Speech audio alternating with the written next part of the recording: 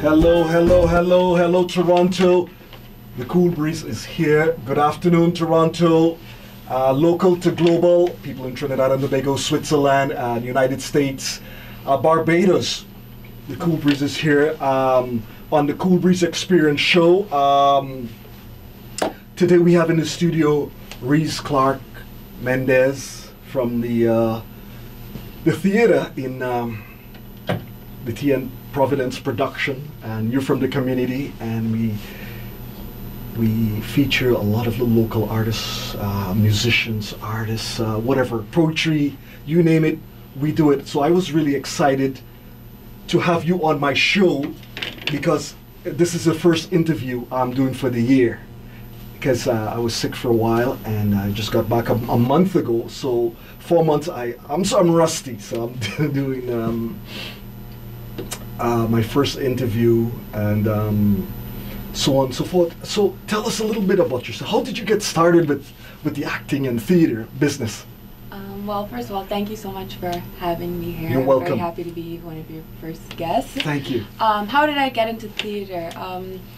I've been, I guess, involved in theater since I was really young. When I was living in Barbados, my mom put me into a theater group, a youth theater group in Barbados. It's called Mustard Seed Productions. Wow. Have to shout them out one time. Shout out Vario Williams, who was my teacher and mentor for many years. So she taught me a lot about acting, and through Mustard Seed Productions, I was able to develop myself as a performer. Yeah, and then since then, I've just been doing lots of plays in school, outside of school, and then I found this audition posting. My friend sent it to me, and I just auditioned, and here I am. Wow, that is amazing. And so, who inspired you to get into acting? Theater and acting and things like that? Well, I mean, if you ask my family, I've always been a bit of a dramatic.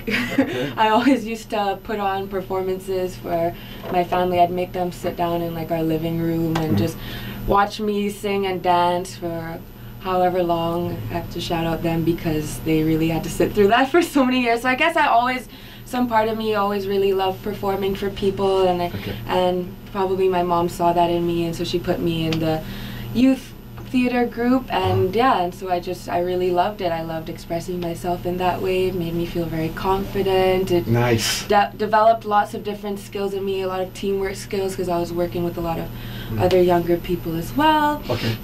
Yeah, a lot. So I guess I was, through theater, I was able to develop my personality in many different ways. Wonderful. Yeah. So tell me, when you were on stage, going to do a big production and so on, what goes through your mind before you get up on the stage there? Well, it's interesting because I don't really, for a while, like I'll feel very like confident, and I won't feel like, oh, nerves, what is that? I don't know anything about that, but it's tune it out. I tune it out, but then it's always like, as soon as I like get up from like the dressing room or whatever, and I'm walking towards the stage, it's all of a sudden I'm extremely nervous, and I'm very aware of the fact that I know people in the audience and people are going to be watching me, but it's interesting that as soon as I step on the stage, it all just seems to go away, all those nerves. Like they don't exist anymore, because it's just me there on stage, and nothing else matters except for that, and you just feel it and you go for it. So yeah, it feels really wonderful being on a stage. Okay, who's some of the actresses inspired you? Who are some of the actors and actresses that inspired me?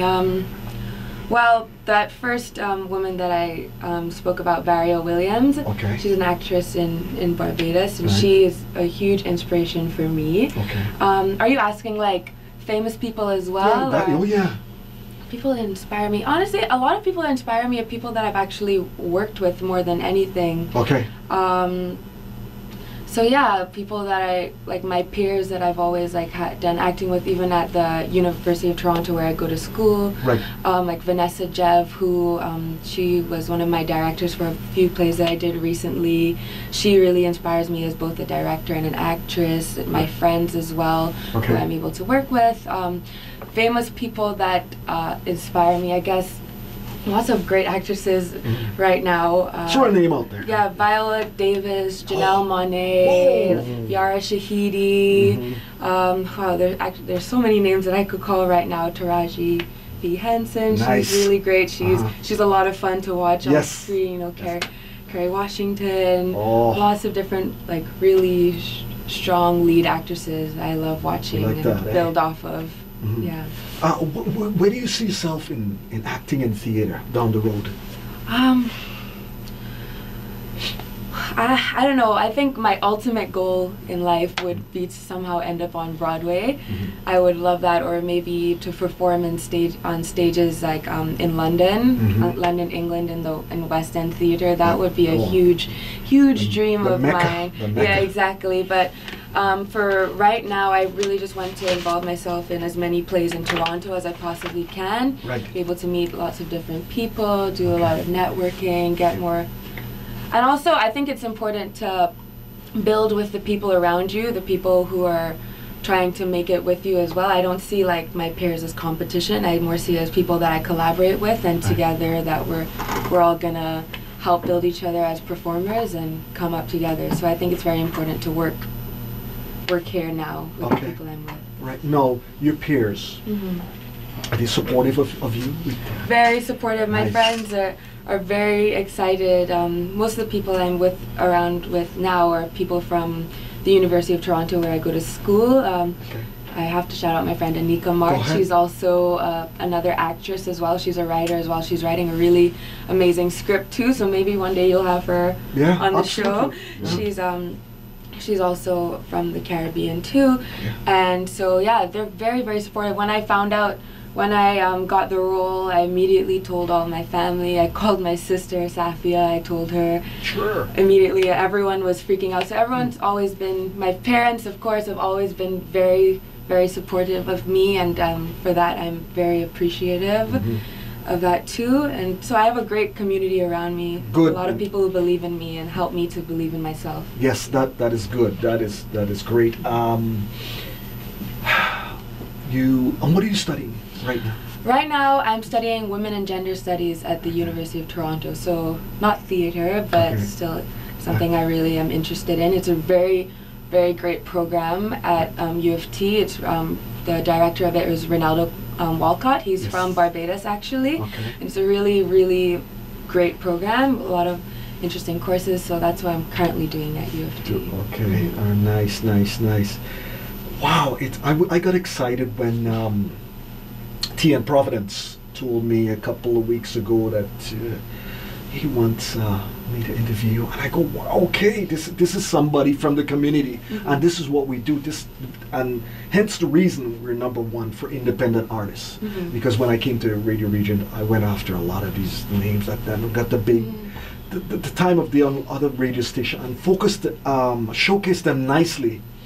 And put them up on YouTube and the social media platforms, and they're very supportive. And I said I'm going to bring the same regimen to the younger ones coming up too. So I was excited. I even got more excited when I heard you had Trinidadian roots and Barbadian roots. And when I looked at the grid, it was just firing up like crazy, like wildfire. Yeah, my family's all watching. Listening in right now, yes. That is good. I can't wait till we get that technology. I know we have TV station and radio station where we become interactive, so they could see you live as the thing is processing. But you have some performance coming up. Yes. In the coming weeks. Where are you performing? We are performing at the Red Sandcastle Theatre. It's on Queen Street East. Okay, It's a small theater. It's intimate, but it's pretty perfect for what we're trying to do. Good. I gotta come and see you now. Is it 922 Queen Street East at Logan? Yes. April 11th. Yes. At 8 p.m. April 12th to 14th and April 19th to the 21st, 8 p.m. April 15th and 22nd, 2 p.m. Yes. And there's the 25 at the door, 20 advance for more info and so on. Things Falling apart at gmail.com to get more info on this. And wow, this is Rais Clarke Mendes live in the studio with the Koolbreeze Expereince. And wow, it's amazing. You know, I normally have a whole bunch of stuff prepared for depending on who's coming on, and I say, you know what, I'm just gonna go right off the cuff with this because I didn't want to throw all those crazy questions at you and intimidate you with all that kind of stuff. It's all fine. I'm very comfortable. That's good. And you bring an energy to Radioregent that we love. We take that and transform it and send it into the universe. Thank you. And push it out there. And we have a good time and good music. And you tell your fans and friends to tune in every Saturday morning, 11 a.m. to 3 p.m. And also the Air Candy Show. She's Friday from 3 to 5. We bring that funk and that soul and the disco. We bring that calypso and that soca and that rap soul and that jazz funk, smooth jazz, sax, all that good stuff with the Koolbreeze Expereince and Diva and I as well. And I'm gonna turn you over to DVD for the Air Candy Show. She has a little more in-depth with this kind of groove because she's the social worker environment. So we're going to do part 2 of the interview. Okay, great. So nice meeting you, my dear. Nice meeting you. Thank you so much. And it was great talking to you. You too. Thank you.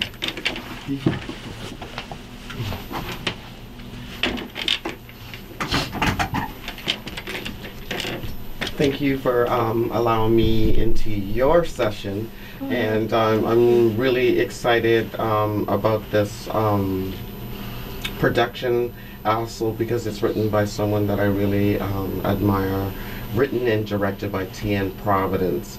And the session, it focuses around a current issue that I actually work with. I'm a mental health and justice worker. I also have clinical depression, so I understand what a session could be like. But tell me a little bit about the storyline and the character Roxanne.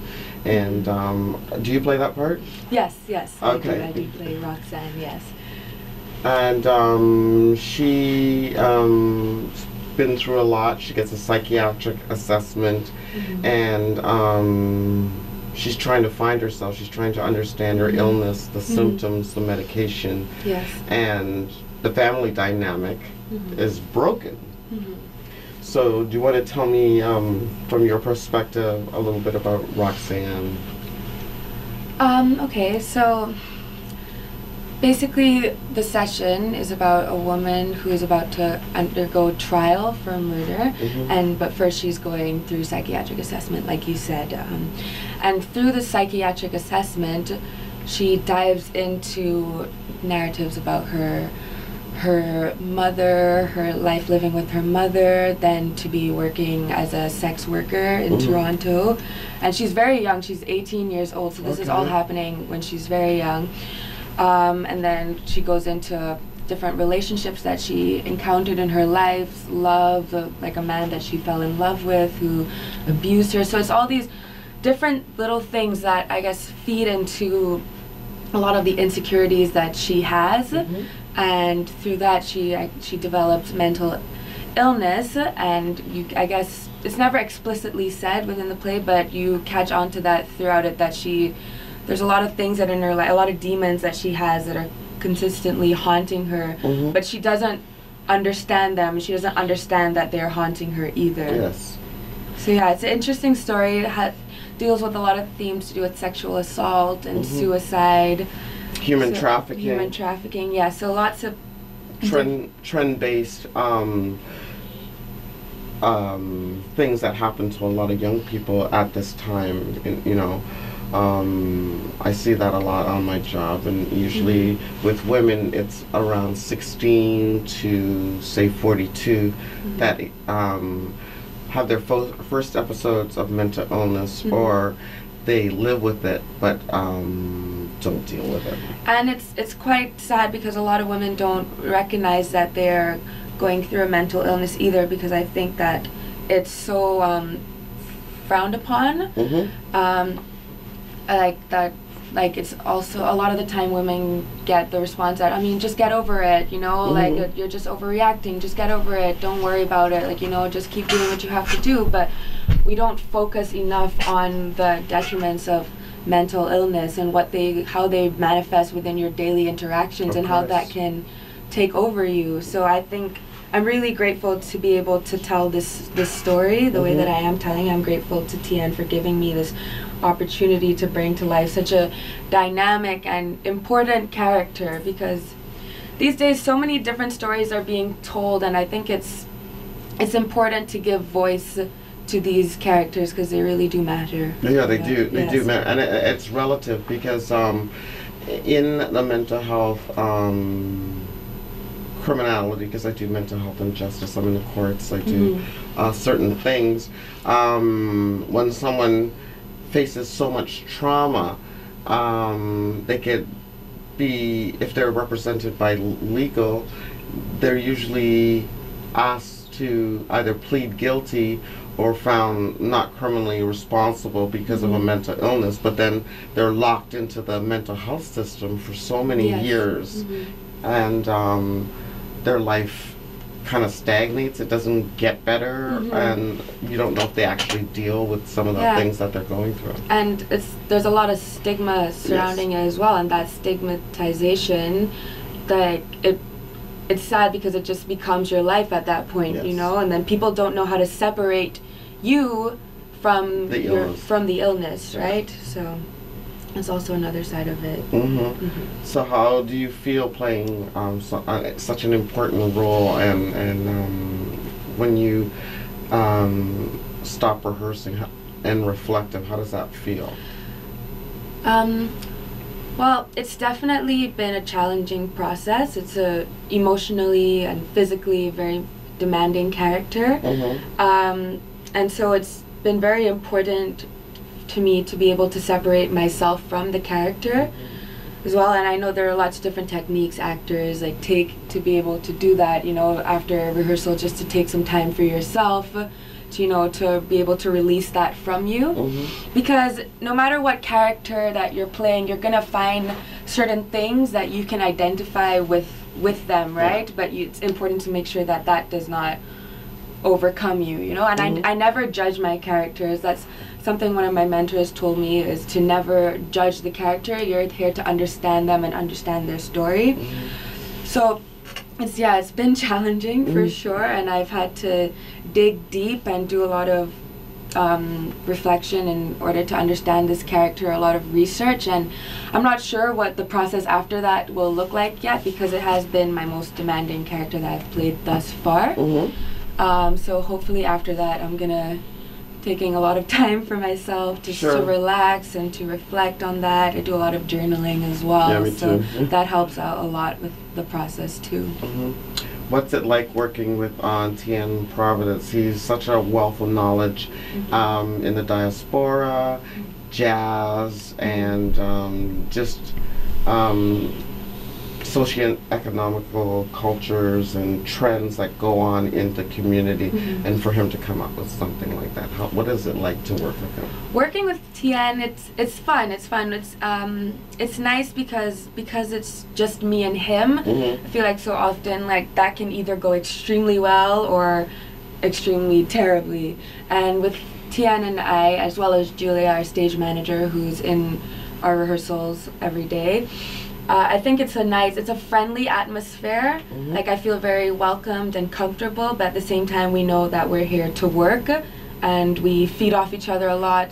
I ask a lot of questions, and he's always able to explain to me like his thought process and the writing of the script, and that's very important to me because I want to understand what he is thinking. I want to understand like what his approach was with the character, so that I'm able to bring forth his vision as well, but also still be able to interpret it in my way. And he does give me a lot of freedom to do that too. So it's a great atmosphere that he's created for me, and I'm very, very glad to be working with him. What line from the screenplay stands out for you? She says a lot of things. She says a lot of very interesting things. I'm thinking. there's like this one line that we're actually rehearsing today, so it's the one that sticks out for me the most, is where she talks about how she is defying one of the characters that she speaks about and one of the people in her life. And my character has a fascination with words as well. She like a lot throughout the play, she fixates on a lot of like the words that she says, the words that she learns from the people around her. And like there's a part where she says like defied. She's like, I defied him. Yeah, defied. Such a lovely word, defied. And yeah, it's very. And that has impact too, because her thought process is also defying, because she's, you know, the emotional part, and then the trauma and stuff that's going on around her, but she's also dealing with something that she's not understanding, which is mental illness, because you self-talk a lot. Yes, yes. You know, knowing that I do that sometimes myself, and then you talk yourself out of 10 things that you could have been doing, you know. The session is going on for the month of April, and where, if people were looking, Things Falling Apart. Is it called Things Falling Apart or the session? Things Falling Apart is the theater company that's producing it. That's Tian's theater company. The session is the name of the script that Tian wrote. Because we just want people who might be tuning in you're on Facebook and Twitter. And as a young actress and someone that's of color, do you think that your experience in the acting world or your experience in life would lend credence? You say you journal to write something your own self and produce it?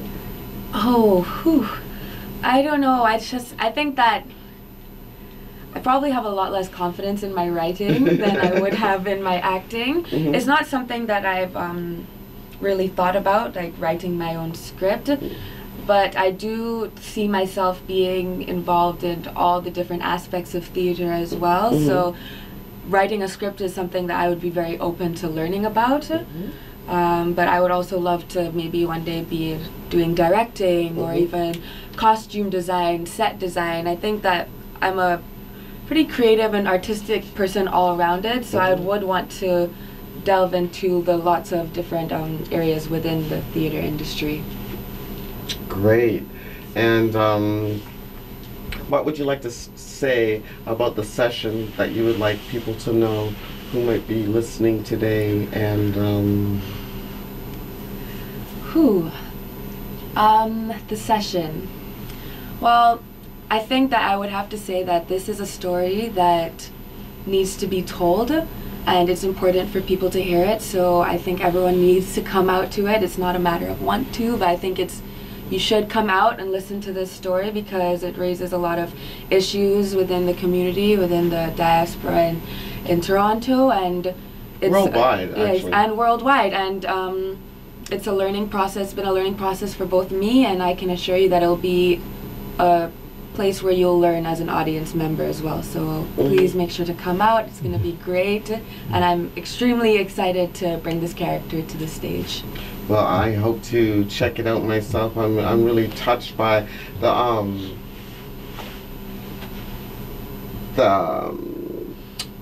mental illness. You know, I work in the field, and more people of color, especially from the Caribbean, have been diagnosed with mental illness, and younger men. They say it usually comes around 20, 24, but I'm finding 14, 16 are becoming homeless and becoming victims of poverty. And young women too, you know, like they're in university, they freak out, then they can't get their lives back together. So thank you for coming down and shedding light on something that I'm passionate about, and also that's so relative, especially in this downtown community. You know, so I hope more people will come out to see the session, and congratulations Thank you so much. You and Tian Providence.